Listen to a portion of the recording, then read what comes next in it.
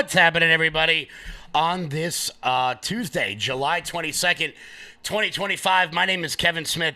Thank you all so much for tuning in to Loud Majority Live. We got a jam-packed show for you guys today. Some of you may see the title of this show and be very interested to see who will be joining the show today. In the second half of the show, we are going to be joined live by former Atlanta Braves relief pitcher John Rocker, which, if you are from New York, if you are a Mets fan, well, as I am, you will find that very odd. Because, it's John Rocker. It's John Rocker. I got to, look, I want to be clear. I had a chance to chat with John before and after the show. Really nice guy. Some of the New Yorkers watching this may find that a bit odd, but we talked about his new show. We talked about baseball. It was a lot of fun. It was absolutely awesome. But there is some news of the day that I want to make sure that I get to ahead of that. First off, we're going to continue to laugh at Stephen Colbert because he sucks. He sucks really bad.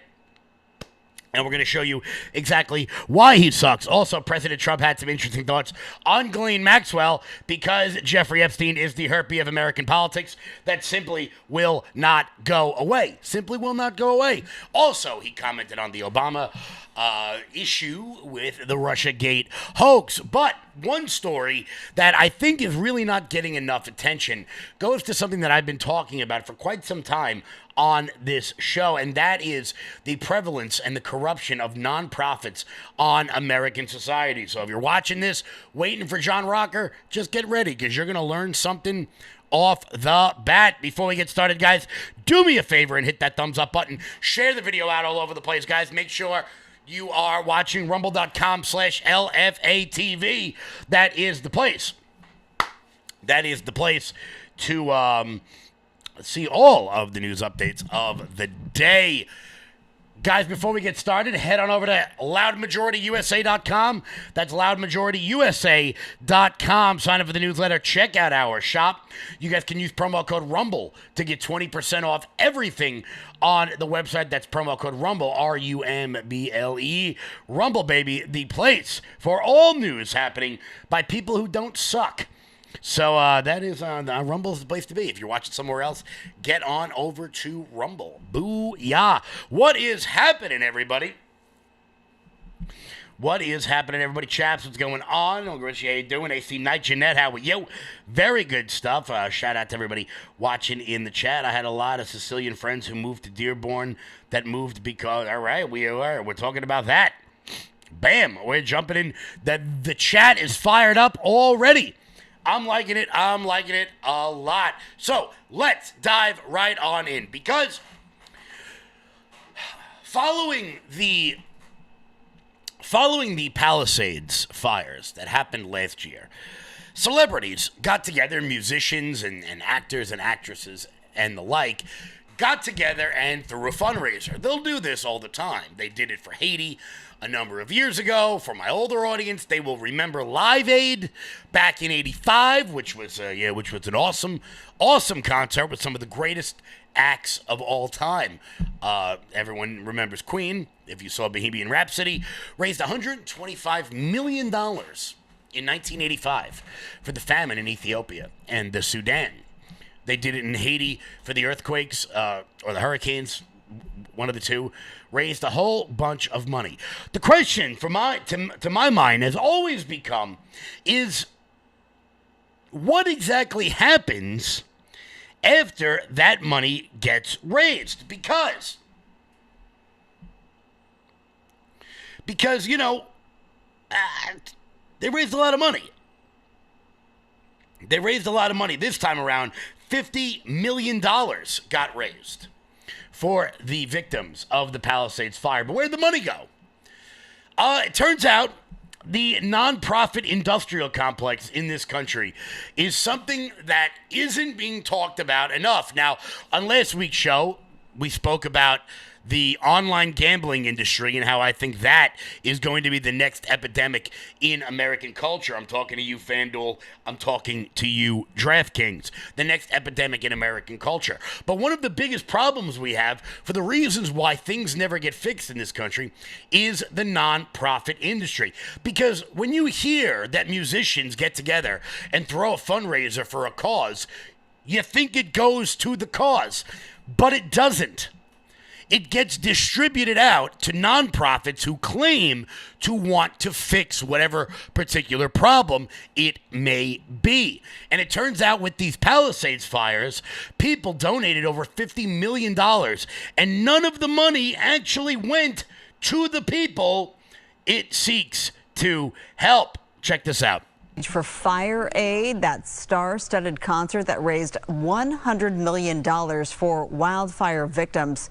But where did all that money go? Investigative journalist Sue Pasco has been digging for answers, and what she's discovered might just surprise you. And Sue Pasco, she joins me now live on set. You are the editor of Circling the News. Yes, we can clearly see that. Thanks for the work that you're doing. So this is personal and professional for you because you lost your home in the Palisades fire, but that's not necessarily how this story landed in your lap. How did this all come to be?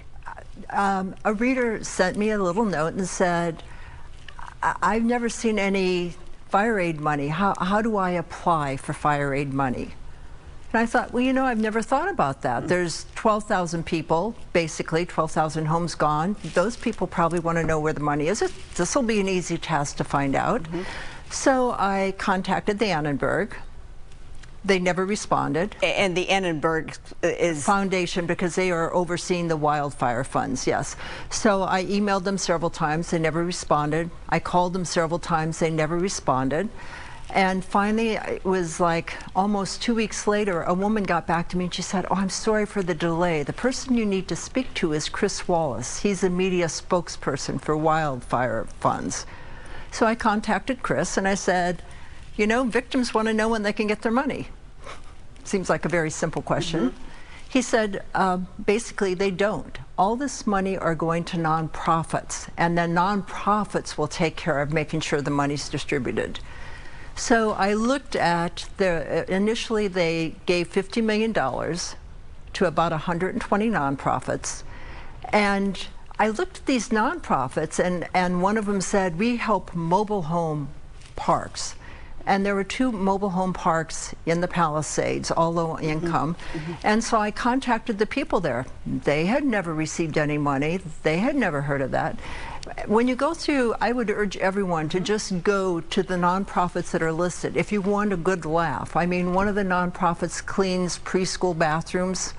Well, after the fire, who knows? Maybe there is a preschool bathroom that needs cleaning. Yeah. In other words, a lot of these nonprofits are ancillary, if you will. That's a nice way of saying it. And you urge people, our viewers, they can go on the Fire Aid website. And yes, in terms of if you're Fire Aid, you can say, we have listed all the nonprofits. So they've given out $75 million so far, and you can see for yourself each nonprofit that has received money.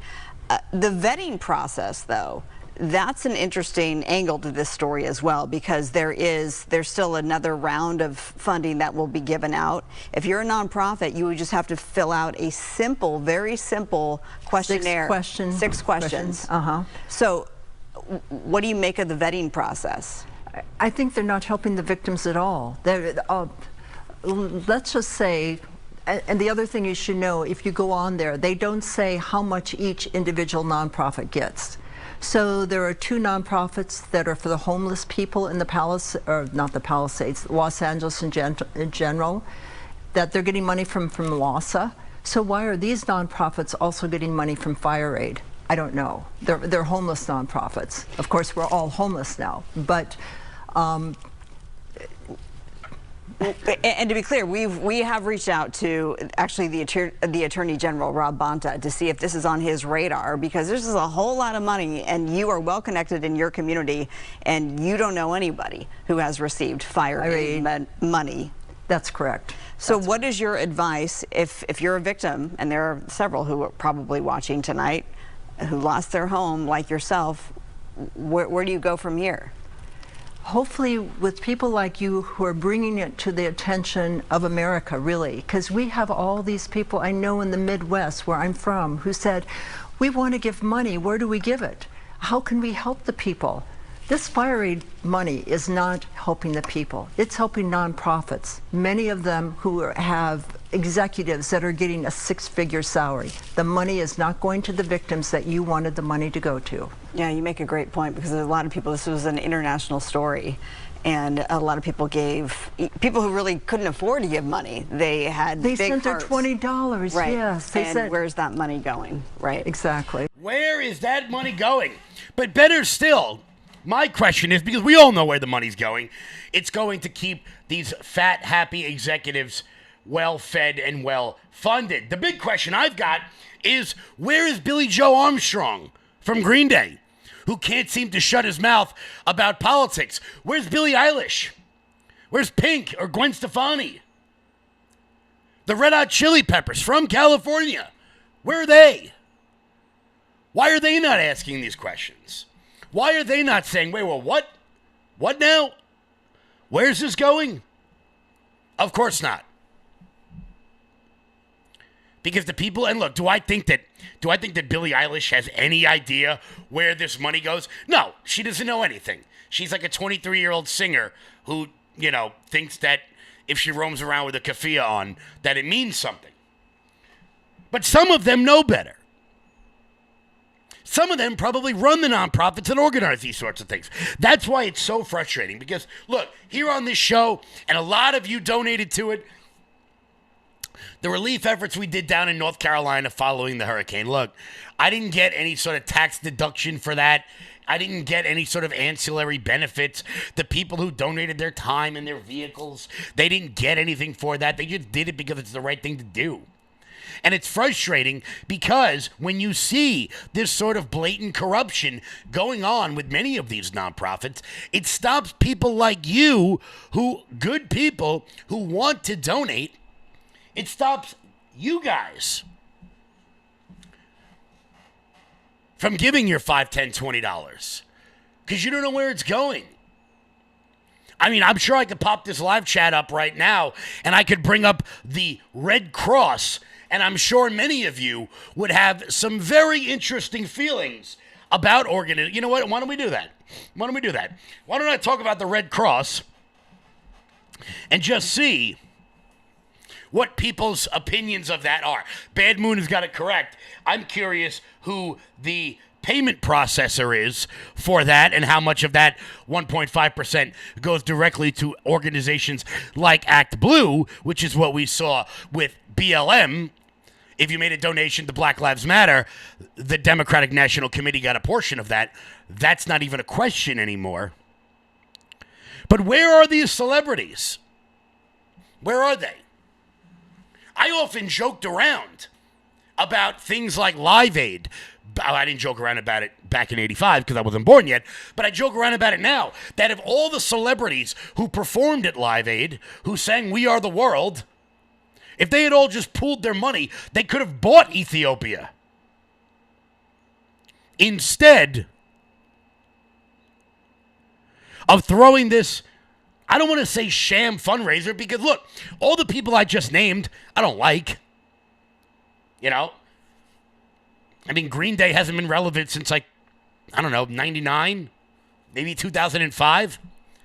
I don't like them, but I'm sure they're not doing this with nefarious goals. I'm sure they just think they're going to a fundraiser. Where are they? Hey, Bruce Springsteen, you had a lot to say about politics. Where are you on this one? Where are you? You're nowhere to be found.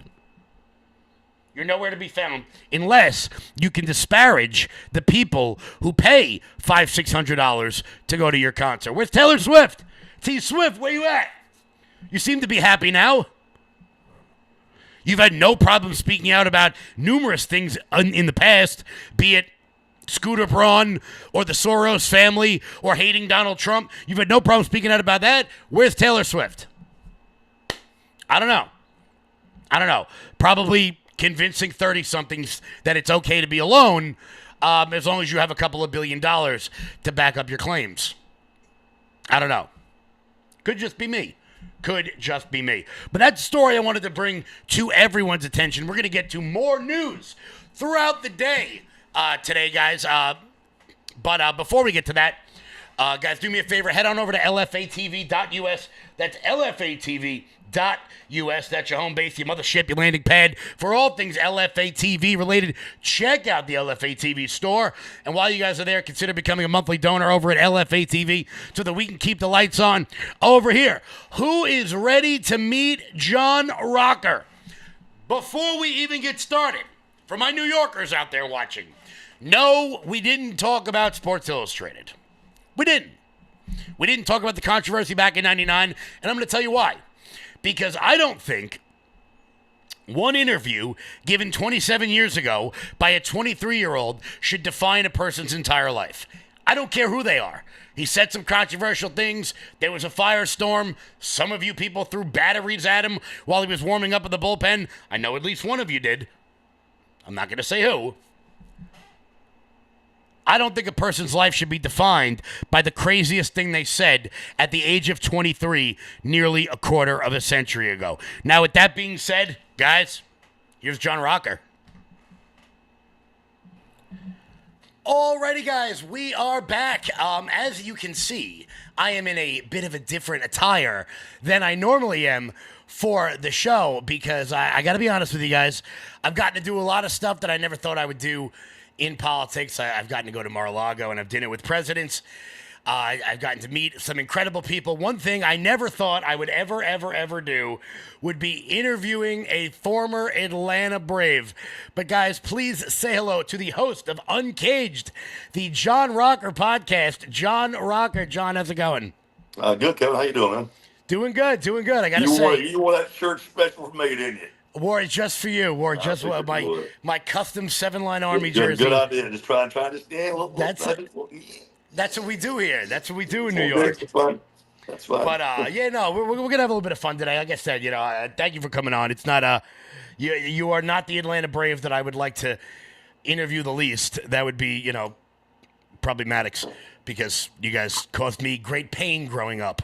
I thought it might be Larry. That's against you guys. He is definitely on that list after 340 against the Mets over the years. Yeah, the late '90s were not fun for me with the talent you guys had. Yeah, we used to own you guys. It was look. It taught me how to be a Republican in New York. It taught me resilience. And there's always next year, and I'm still waiting for that next year. We'll get there one day. Are you still in New York? Where are you at now, Kevin? Yeah, no, I'm still out on Long Island. I'm too arrogant to leave. I got to fix it, and then I can leave. But, which exit off the LIE? I'm on the South Shore, so you got to take 53 all the way south, and then. Now, when I was rehabbing my busted shoulder, I played for the Long Island Ducks for the summer. That's about out in Central Iceland. That's about probably 20 minutes away from me. I had a great time playing there. We first got there, and we got a noista came through, and that wasn't very fun because we were trying to play in like 48 degrees and friggin' piss and rain in May. I was pretty mad about that. Other than that, man, we had probably 2 off days a week and just pop out of the Hamptons, and it was great playing out there. I had a really good time. Oh yeah, some of those independent leagues. I know a few guys that played on like the Cape League, and they loved it. They were like, playing. It's a lot better than playing in the middle of nowhere AA than when you get to play on Long Island. Yeah, back then. But I'm not sure if that Eastern League is what's the Eastern League? The Atlantic League is what it's called. It's the same it used to be, but the team I was on, man, had Donovan Osborne, Darren Oliver, myself, Pete Rose Jr., Ricky Leday. I mean, there was 8 guys on the team with at least 5 years of big league time. I mean, we had a pretty sharp team. All of us really for some various reason. Darren was probably pushing 37, 38. And so was Donovan. Just trying to get a couple more years in. They thought they had a little more gas left in the tank.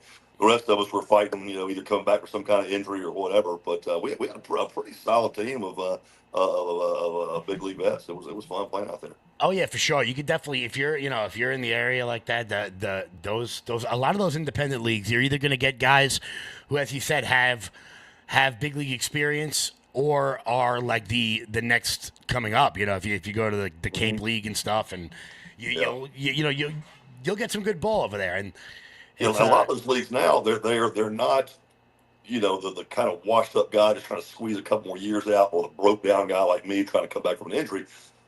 Most organizations now, they went from 7 minor league affiliates down to like 3 or 4 minor league affiliates. So now these leagues are actually used as feeder leagues to Double A and Triple A, even the big leagues. You're getting some legit guys that just only 120 minor league spots now, not 220, and some legit guys that are maybe a little too young. Usually 24, 25 Double A. So you're getting 21, 22-year-old guys may have gone undrafted out of college. They're playing there, and yeah, they're going to improve there and probably get signed the free agent and go right to Double A. absolutely. Be right on schedule. It's definitely worth heading down. The Ducks game is always a good time. We all go to them all. I know I was there when you played there because I had to come. I was one of the ones there watching you. You had to come and boo, didn't you? Yeah, it's shit. Yeah, it's all right. You guys always got the last laugh. But you have you started a show that's coming out next Thursday. It's going to be the first episode, Uncaged with John Rocker, and we know that if you follow John on any of his social media, particularly on X, you know that this show is going to be awesome. Someone who never really hides what he's feeling, wears his feelings on his sleeve, tells you exactly what he's thinking. So, John, what could everybody be expecting from the show? Assuming my producer get everything edited, thumbnails, and all the short clips cut. It's supposed to air next Thursday. Be on all the platforms. It's going to be on Apple and YouTube and Spotify and all the iHeart, all the platforms. And just what you said, it's going to be my X account, but in verbal audio format. First interview is going to be with John Rich, Big and Rich. Got John on the show. And I think Will Clark might be going second. We've got about eight shows taped already. They're just in the editing process right now. But be the first one coming out, so just making sure everything's buttoned up, everything's tight when we start releasing stuff. And so, assuming my producer has won, I think 3 Emmy awards in the podcast field, so he is slam up solid guy when it comes to video format and editing. So assuming he's got everything put together by next Thursday, it's going to drop next Thursday. That's awesome. And, it's what I wanted to talk to you about because, obviously politics has infused every bit of our world right now, whether it's movies or whether it's sports. And when I was growing up watching you play, it wasn't like that. I didn't know people's political opinions, except for like the offshoot. You'd see like a Bill Russell back in the '60s. Kareem. Well, there's this clown that pitched the brains, trying to want to talk politics, sports, shit like that. Well, you were the first one to even mention it. But I now always it seems love talking politics. I can talk politics probably more than I can talk sports. Well, it's for enjoyment value. Was it like that in the clubhouse? Did you guys talk Absolutely politics? Not. No, really? Absolutely not. No. Because people come from all over the country, so I have to assume that there's all the world.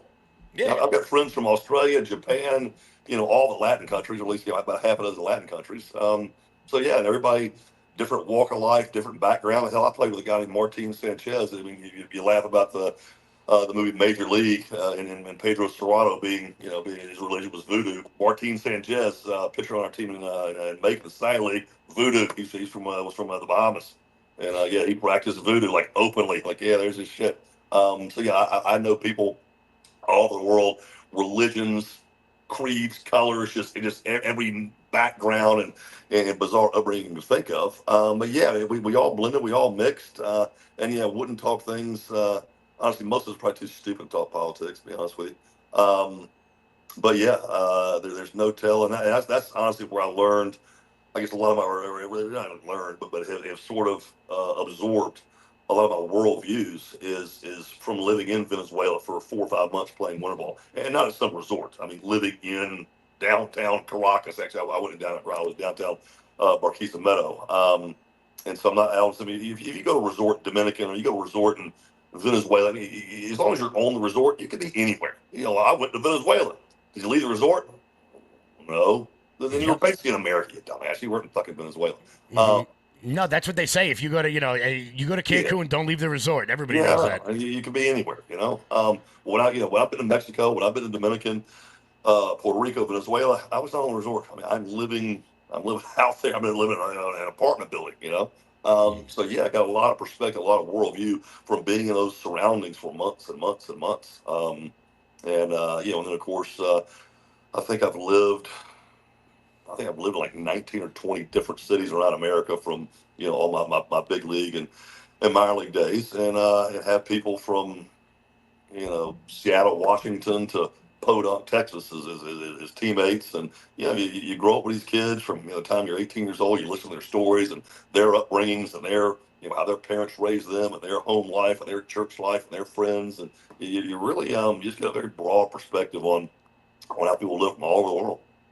I mean, do you think it's weirder now that everyone is so politically open in every context? Norm Macdonald has a line that if you don't know a celebrity's politics, they're probably a Republican, because all the ones that are liberals, are free to speak out in so many ways. We're seeing it with the controversy in the WNBA, and LeBron James has been reading the same book for the last 12 years. You're starting to see this sort of whether it's the BLM stuff in the NFL or in the NBA, particularly with COVID, that amplified everything. But is politics starting to really ruin sports? I think it's ruining everything. It's not. I mean, I would say politics definitely goes hand in hand with social media. I mean, politics was not so prevalent in my mind until you had social media platforms where every fucking dope out there can get on an X or a Facebook or whatever and start calling out and chirping his politics and picking fights and on message boards and in chat rooms. And I think it's sort of hand in hand. Was politics always this prevalent? But there was never a platform for everybody in their fucking brother together to chirp about it, or is the chicken or the egg? Which one was it? I think it was always maybe around, family dinner tables, maybe office lunch tables, somewhat prevalent. But I just think it seems so overwhelming now because there is so much media, social media. I mean, you just can't get away from the shit. Podcasts, they're fucking everywhere. And what is probably the most dominant thing on a podcast is probably politics. Yeah. I would say probably 80% of your podcasts there are politically driven. Yeah, well, that's why, honestly, aside from, growing up watching you play, that's why I was so excited to have you on, because, I do news and politics all day long, and it's so refreshing to talk to somebody who's been a pro ball player and knows the game, to talk about baseball now and how it's changed. And because to me, baseball now is not the same sport as it was when you were playing in the late 90s, when I was growing up. You're going to get me started. Say, don't get me started, but yeah, we're going to get started on this shit. You're absolutely right. No, absolutely. It's, between adding the DH to the National League, and now everybody's looking for the long ball. Nobody sacrificed bunts anymore. There's no double switching. It seems like the game there's no thinking in the game anymore. None. There's no fear. Also, Barry Bonds was talking about this, and I'm sure you faced him before. That if you had flipped your bat after you hit a home run, that he goes, I wouldn't have got another pitch. I'd have got a trip to the hospital. But these guys today, it's like they're down 8 runs. Barry might not have, but some of those guys will. Yeah, no, but they're down 8 runs in the 7th inning, and they flip their bat after a home run. And I remember growing up watching guys like Pedro Martinez and Randy Johnson. Like, that just would not have happened. Yeah, you're absolutely right. It's that, and I don't know if it's the talent level now or the coaching level. Of course, the guys in the big leagues and even minor league guys coming up, even college guys are looking to get in the minor leagues. Of course, get to the big leagues. They think the pitching is so much better. But I was watching Detroit and Texas play last night. Dude, I saw probably at least 3 to 4 hitters hitting under 200. Mm-hmm. I mean, that's a fucking pitcher's batting average. Why are you in the lineup? You're hitting fucking $189. Yeah. That's fucking atrocious. And of course, Detroit, best record in the big leagues right now. Their highest batting average, 281. One guy hitting 280. Everybody else, he was the highest batter on the team. You have one 300 hitter. I guess they would just be pitching their asses off. But I mean, you got one guy hitting 280, multiple guys hitting 220, 215, 230. What the fuck? It's crazy. I was actually talking to, remember Russ Brandon? Remember Russ? Mm-hmm. Cleveland, Cincinnati, played all over. Russ and I grew up together, and I just got back from the Braves complex, and in South Florida, coaching a Wood Bat League team down there, college Wood Bat League team, and Russ and I were coaching together, and sitting there talking about shit all night. I was talking to Russ last night as we're watching the game together, and yeah, I mean, it's just, it is, again, a chicken or the egg. Is it the coaching or is it the talent level? Not really sure which one came first, but yeah, the talent level, and I'm not that impressed with the pitchers either. I mean, you see these radar guns, these sinkers moving like that. 102, bullshit. There's no fucking way in hell a ball can spin that fast with that much velocity and still have that much movement. It's just I was front and center watching Kevin Brown throw that power sinker in 95, 97. You're not throwing a better sinker than Kevin had. You just not. You're not doing it. And the emphasis on the velocity, and people wonder why these guys. I look at a guy like Paul Skeens who has all the talent in the world. If you're throwing a slider at 97, your elbow's going to explode any second now. Nice. That ball's 92 probably. Which is still fucking filthy. But no, I did see an analysis 6 months ago, maybe. Who's your closer over the Mets now? What's the kid's name? Edwin Diaz. Edwin Diaz, thank you. So now, back in our day, radar guns were jugs guns. Would pick the ball at the plate, velocity at the plate. Now it's the stalker, I think is what they use, so it's velocity out of the hand. Ball's slowing down here 3 to 5 miles an hour, wind resistance on the way to the plate. They did an analysis of Pedro Martinez clocked fastball on the radar screen, says 97. Edwin Diaz 101. Pedro's ball was in the mid. Edwin's ball hadn't crossed the plate yet. His ball was still about 2 feet from home plate. Pedro's in the mid. 101 versus 97. Yeah. Pedro's was 97 at the dish. Out of the hand, Edwin said 101. By the time it got to the dish, was probably 95, 96. So Edwin's having Pedro's had to leave the hand at about probably 102, 103. And it's so wild because even if you take the radar guns for what they are, you look at a guy like Maddox who never threw over 95, but could put the ball wherever he wanted to. Had a long career, small the same way. They were unbelievable. I mean, watching the big three growing up it was as an adult it was incredible. Greg is an anomaly. He's a freak. There'll never be anybody else who can do what the hell he did. I got to play with him for almost 5 years, and it was just even my like 4th or 5th year, playing with him. Every time he would throw a bullpen, I would drag my fat ass out of the outfield where I was shagging and would sit on the bench behind his mound and just watch him throw. And even after watching him throw, 30, 40 bullpens a year, what might I by osmosis or any other matter learn today from watching, in my opinion, the top 3 to ever put a pair of spikes on, work in the bullpen. And the shit you saw in a game, same shit you saw in the bullpen. I mean, Eddie Perez would work corners, and not like third, like 8s of corners. And he would put his mitt right over his freaking crotch. Sinker, cutter. Mitt would never move. He's just sucking him right up. I just sit there like, God damn, son. How the fuck you do that shit? I mean, it's hard enough to have good command when the ball's going straight, much less moving a foot in each direction or even more. I honestly, as a kid, it sucked. But as an adult, knowing that I got to see some of those guys play, the greatest to ever do it, it seems like there's very few guys now. Maybe it's because of injury, or maybe it's just because I think the balls are juiced. That's just me. I feel like there will never be that sort of guy who's in his 40s still dominating in the way that Johnson and Glavine and Smoltz and Pedro were able to do. Very few, maybe a Scherzer, but it's all the guys. I mean, look, just look at the Mets, the young talent that they had with DeGrom and Syndergaard and Harvey. Always break, but y'all's biggest drawback, you always break your stars.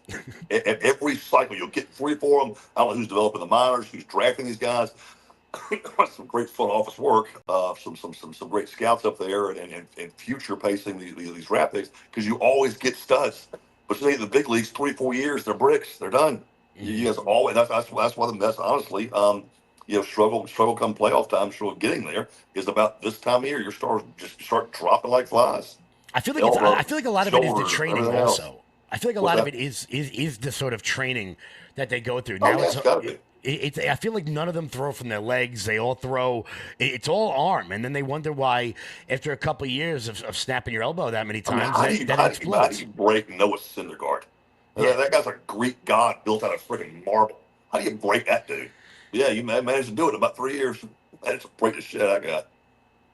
That's it is wild to see, and it's so great because now I feel like getting back to the politics, because believe me, I could sit here. This is an hour show. I could talk baseball with you all day long. But getting back to the politics of it, you said you're going to have Will Clark on your show. Do you think that a lot of the guys from your era, because we're seeing more of them coming out now and being more political, being more vocal, do you see a lot of them? I don't know, maybe because they're done and then they can say what they want. But do you think I'll more tell you about guys? Will though. Will's on staff with the Giants. And about one place you don't want to work and start running him out of politics, and especially if you're a conservative, is being on staff with the damn San Francisco Giants. Well, So he's just got to stay out of the Tenderloin district, and he'll be okay. yeah, but yeah, I was brought Will on the show. It's probably been 6 weeks ago. We taped that one, and yeah, he's not holding back, man.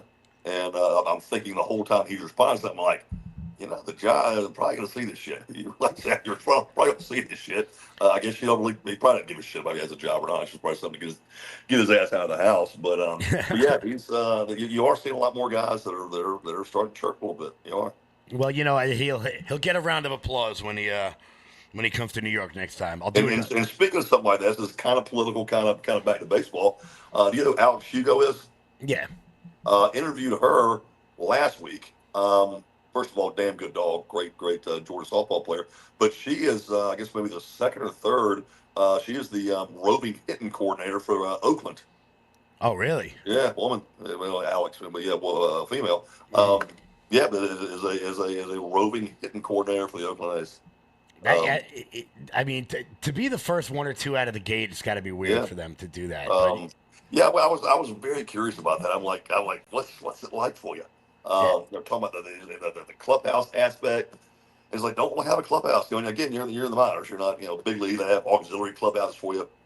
She said there's a couple things. I usually, she said it usually comes obviously to when the team's at home. She's like, I can't remember what stop it was, or maybe their A-ball affiliate has a Winnebago trailer for her, like out in left field. That fucking sucks, dude. Because people ask me all the time, do you miss playing? No, I don't. I miss hanging out with the boys in the clubhouse and talking shit, playing grab ass, and being on the bus and being in the plane. That's what I miss. I don't miss playing that much, and all the bullshit that comes along with it. But I mean, if you're first, you don't get that. You don't get that fucking hanging out with the boys kind of thing. They stick you out in the left field in the fucking Winnebago with no fucking AC in it. Yeah, but really, that's got kind of a political, overtone to it as well. Oakland. We did talk baseball. Very high baseball IQ. She teaches the right way of hitting them. She teaches backspin, level back, level swing, keep the head in the zone longer. But she teaches the right way. But there's a lot of other big league guys. I mean, you know who the Atlanta Braves roving hit coordinator is? Kerry Pendleton. Okay. Kerry. I mean, Hall of Fame, not a Hall of Famer, but MVP, multi-year All-Star. When I was in the minors, my roving hit coordinator, not that I used him because I'm a pitcher and I stink at hitting, was fucking Willie Stargell. I mean, Hall of Famer, like a big pop. That's unbelievable, man. Yeah, like a pops there. But so maybe a little political as to why she got that job, but she does know her shit. I will give it to her. She definitely knows her shit. But yeah, that's kind of the era we're in. Because you know what, I feel like sports will be the one thing that will always be the great equalizer. Because to me, if you had a girl that was throwing 100, someone would give her a shot. If Caitlin Clark could play with LeBron, she would get a shot. And it's the one thing that you can't fake. And look, speaking of LeBron, we saw what happened when you fake it and you get your kid a job that he shouldn't have, and it turns out he's not very good. But you can't DEI your way through sports, and I think that's why it remains the most pure. Still the most pure thing there is out there. You can be a Nepo baby and get a job in Hollywood. You can be a Nepo baby and get a job at a law firm. You can't fake being able to hit a baseball. You can't fake a golf shot. Believe me, I know. I've tried. I will give it to Alex, though. I watched a couple of her sizzle reels. I'm an obnoxious Georgia fan.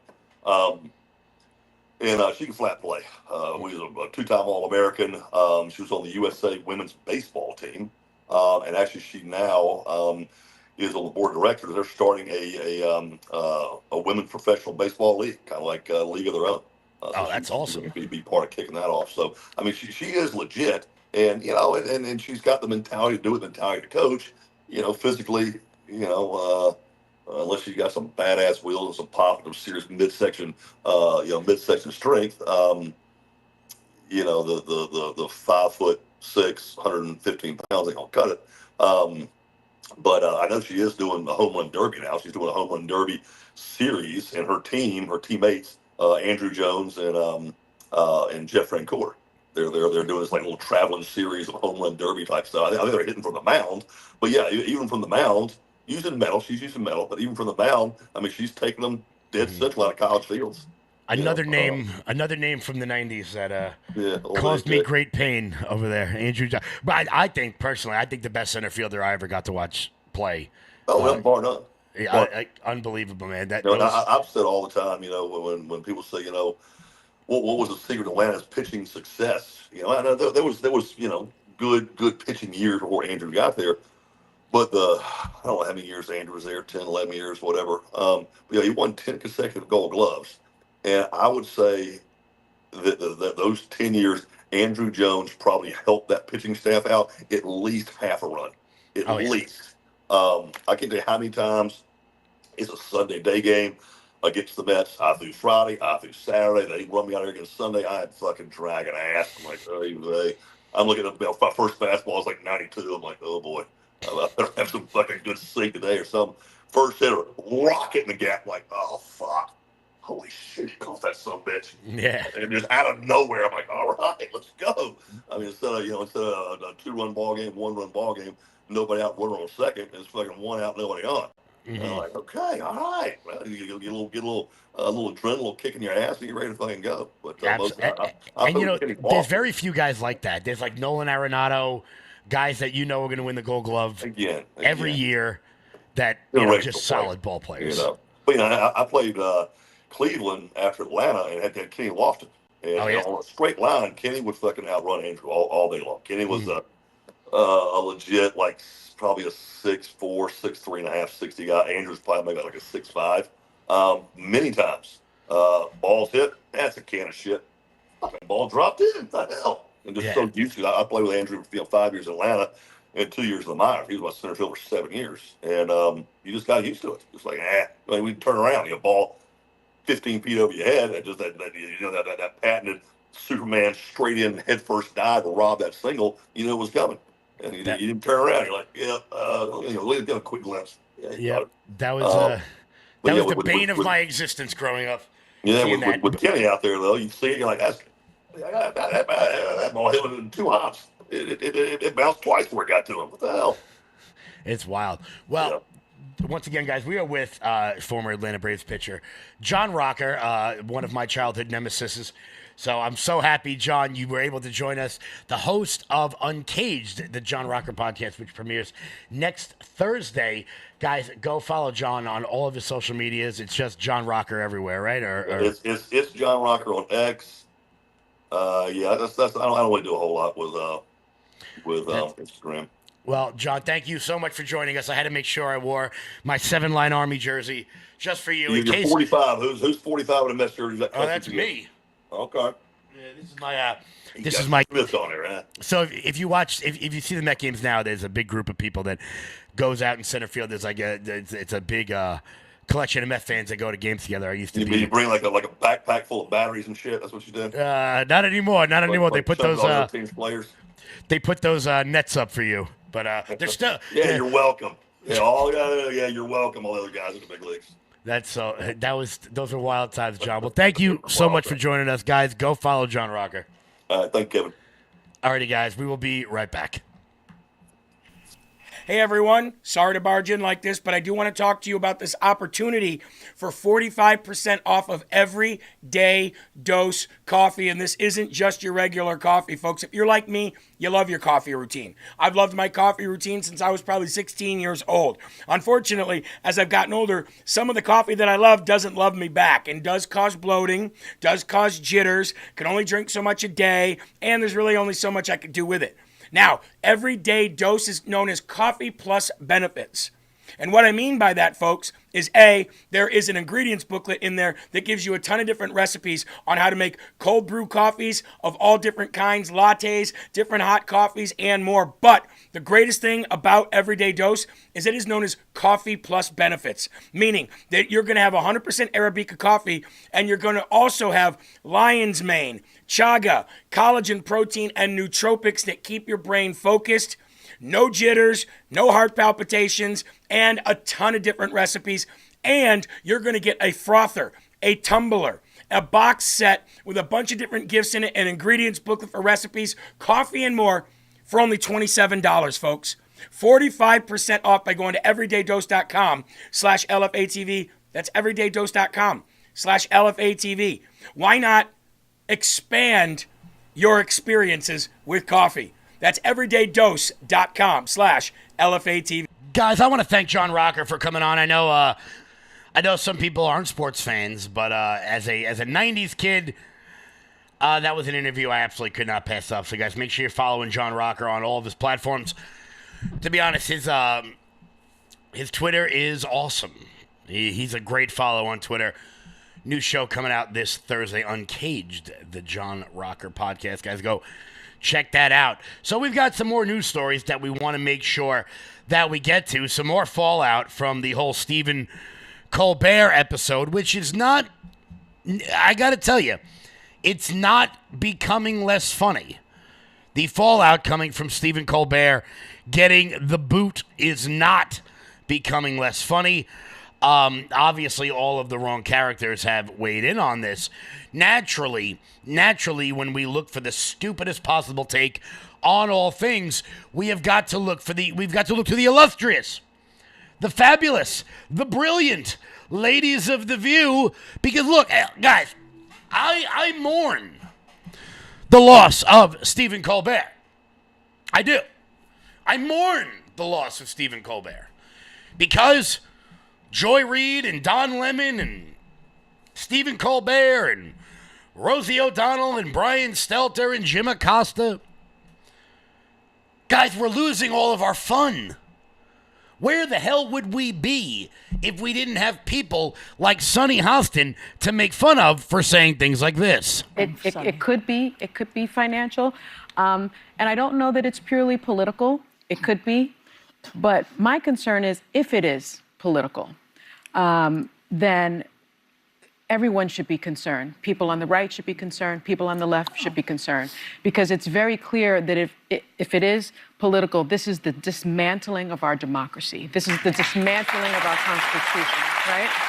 And so the First Amendment is the First Amendment for a reason, and that is freedom of the press, freedom of speech, freedom to speak truth to power. If that is taken away, if the comedians are being attacked, then that means our Constitution is being dismantled. That's right. That means the very rubric of our democracy is being dismantled. And I think every single person should be really, really concerned about it. I'm thrilled that Senator Warren, Elizabeth Warren, Senator Bernie Sanders is asking Skydance, is asking for answers whether or not this was political. The Writers Guild is actually asking the Attorney General to look into this situation to find out if it was political. And asking the Attorney General to find out whether or not a company who lost $40 million per year on one show, canceling a guy is political. Really? So, Sonny Hostin, if the attacking of comedians is a problem for you, where were you, say, in the 90s when Andrew Dice Clay was canceled everywhere? Where were you in the 2000s when Kevin Hart got canceled because he made a gay joke 10 years ago? Where were you when Sarah Silverman got canceled? Or is it possible that the $40 million lost propaganda machine the new company Skydance didn't want to deal with? Is it possible that maybe, just maybe, it doesn't take a writer's room full of 15 people? Maybe it doesn't take a writer's room of 15 people to come out with comedic brilliance like this. On Friday, Donald Trump posted, "I absolutely love that Colbert got fired." His talent was even less than his ratings.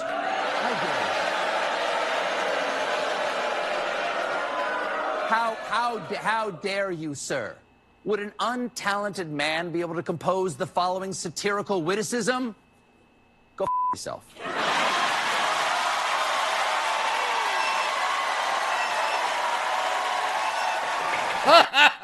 Oh, man. Oh, jeez. Oh, that was funny stuff, man. I tell you, that's Stephen Colbert. He gets me every time. Every time he does the same bit every night for 10 years. I don't know. Maybe that's why it got canceled, Sonny Hostin. I don't know. I'm going to miss him. But don't worry, Steven. I know you've got your $75 million, and I know you're going to be just fine. And I'm sure all of your friends will have you on their show. I'm sure you'll go on, Jon Stewart, even though he only works 1 day a week. And I'm sure you'll go on John Oliver, even though he only works 1 day a week. I'm sure you'll go on all of your friends' shows, and you'll be able to get your exact same message out there, which will be being not funny and yelling at Donald Trump the entire time. I don't know. Maybe I'm missing something here. Maybe you don't need a staff of 200 people to do what I'm doing with a staff of 1. I don't even have a producer. I don't know. Maybe you could have cut your staff by 100 and kept your show. Then maybe it would have just broke even and it wouldn't have been totally negative. Or maybe you could have cut back on your $15 million a year salary to make up for the budget shortfall that your show produced. Maybe it would have been more important to you to keep the legacy of The Late Show going rather than maintain your own ego. Maybe you wouldn't have isolated an entire portion of the country by doing the exact same political jokes all day long. And they're not even jokes. It's clapter. Like little seals. But the point of Stephen Colbert is not to make you laugh. It is to reinforce a propagandistic position. So, Stephen, I hate to break this to you. Au revoir, adios, arrivederci. We're going to miss you. So more news coming just out of a press conference with the president of the Philippines. We'll get to that in 1 second. Before we do that, Old Glory Bank. When big banks decide who gets access to America's financial systems and who doesn't, who do you think gets left out? Middle Americans who proudly wave their pro-America values. Cancel culture in banking is corrosive. It limits your participation in a vibrant, free market economy. Fortunately, you can fight back.